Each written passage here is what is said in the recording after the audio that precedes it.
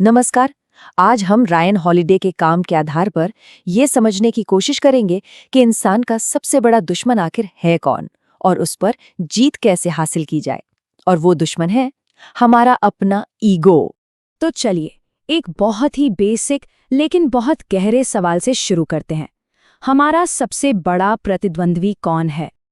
अक्सर होता क्या है कि हमारा सारा ध्यान बाहरी चीजों पर होता है, जैसे कि हमारा कंपटीशन, हमारी बुराई करने वाले लोग या फिर बस हमारी खराब किस्मत। लेकिन सच कहूं तो असली रुकावट शायद ही कभी बाहर होती है। असलियत ये है कि हमारी सबसे बड़ी रुकावट हमारा अपना ईगो है, हमारा अहंकार। असली दुश्मन तो हमारे अंदर ही बैठा है। हाँ, पर यहाँ ईगो का मतलब समझना बहुत जरूरी है। देखिए, ये आत्मविश्वास या सेल्फ कॉन्फिडेंस नहीं है। ये है अपने आप को जरूरत से ज्यादा अहमियत देने की एक, कह सकते हैं, एक अनहेल्दी सोच। एक तरह का घमंड जो सही और गलत के बीच फर्क करने की हमारी क्षमता को धुंधला कर देता है। और पता है सबसे दिलचस्प बात क्या है? ये तो हमारा भीतरी दुश्मन है ना, ये हमारी जिंदगी के सफर में 3 अलग-अलग स्टेज पर सामने आता है। पहला स्टेज तब शुरू होता है जब हम किसी मंजिल को पाने की कोशिश कर रहे होते हैं। तो जब कोई इंसान कुछ हासिल करने की कोशिश कर रहा होता है तो उसके सामने 2 रास्ते होते हैं। एक रास्ता है कुछ बनने का, मतलब स्टेटस, टाइटल, पहचान के पीछे भागना। और दूसरा रास्ता है कुछ करने का, यानी कि चुपचाप अपना काम पूरा करना, असली समस्याओं को सुलझाना। ईगो हमें हमेशा पहले रास्ते पर धकेलता है। तो इस शुरुआती दौर में ईगो को काबू में रखने के लिए कुछ चीजें बहुत मदद करती हैं। पहली, शांत रहकर काम करना, सिर्फ काम के बारे में बड़ी बड़ी बातें नहीं करना। दूसरी, हमेशा एक स्टूडेंट बने रहना, ये मानकर चलना कि अभी बहुत कुछ सीखना बाकी है। और तीसरी, ऐसे गुरु या मेंटर्स ढूंढना जिनकी हम मदद कर सकें, जिनके लिए रास्ता आसान बना सकें। और यही सोच हमें अगले खतरे की तरफ ले जाती है। एक बहुत अच्छी कहावत है कि जब शिष्य तैयार होता है तो गुरु प्रकट होता है, और जब शिष्य सच में तैयार हो जाता है तो गुरु गायब हो जाता है। लेकिन हॉलिडे कहते हैं कि असल में गुरु को कभी गायब नहीं होना चाहिए, क्योंकि जिस पल हम सीखना बंद कर देते हैं, ईगो हम पर हावी होने लगता है। चलिए अब बात करते हैं दूसरे स्टेज की, सफलता। ये वो मुकाम है जहां ईगो एक बहुत ही खतरनाक रूप ले सकता है और हमारी सारी मेहनत पर पानी फेर सकता है। जब हमें मंजिल मिल जाती है तो ईगो हमारे लिए कई जाल बिछाता है। पहला जाल, हम अपनी कामयाबी की एक ऐसी कहानी गढ़ने लगते हैं जिसमें सारा क्रेडिट हमारा होता है और हम किस्मत या दूसरों की मदद को पूरी तरह भूल जाते हैं। दूसरा जाल है मैं की बीमारी, जब हम दूसरों के पास जो है उसके पीछे भागने लगते हैं। और सबसे खतरनाक जाल, ये मानना कि अब हमें कुछ भी सीखने की जरूरत नहीं है। इससे बचने का एक बहुत ही पावरफुल तरीका है।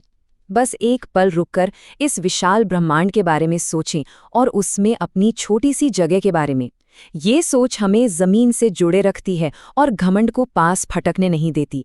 और जाहिर है, सफलता के बाद अक्सर जिंदगी असफलता का इम्तिहान भी लेती है। ये वो वक्त होता है जब ईगो हमारे दर्द को, हमारे नुकसान को कई गुना बढ़ा देता है। तो जब भी कोई झटका लगता है, हमारे पास फिर से एक चॉइस होती है। हम उस वक्त को डेड टाइम बना सकते हैं, मतलब शिकायत करना, इंतजार करना और बस एक जगह रुक जाना। या फिर हम उसे अलाइव टाइम बना सकते हैं, यानी उस वक्त का इस्तेमाल सीखने, तैयारी करने और आगे बढ़ने के लिए कर सकते हैं।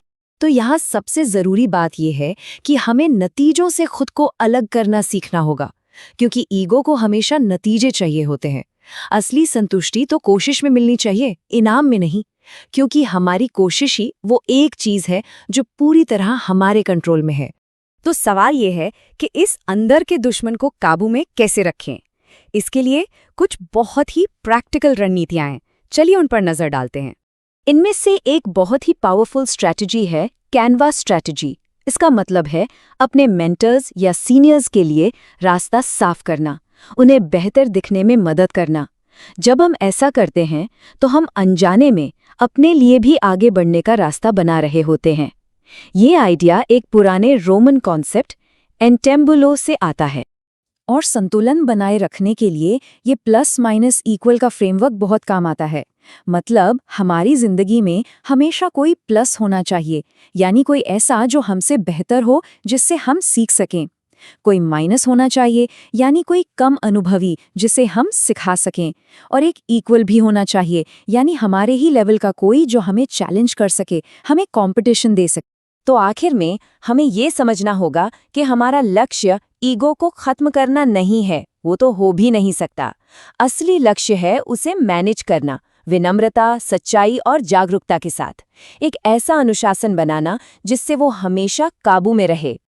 और अंत में एक सवाल जो हम सबको खुद से पूछना चाहिए, हमारी यात्रा के किस पड़ाव पर हमारा ईगो सबसे ज्यादा हावी होता है? अपनी इस कमजोरी को पहचानना ही इस भीतरी दुश्मन पर जीत हासिल करने की तरफ पहला कदम है।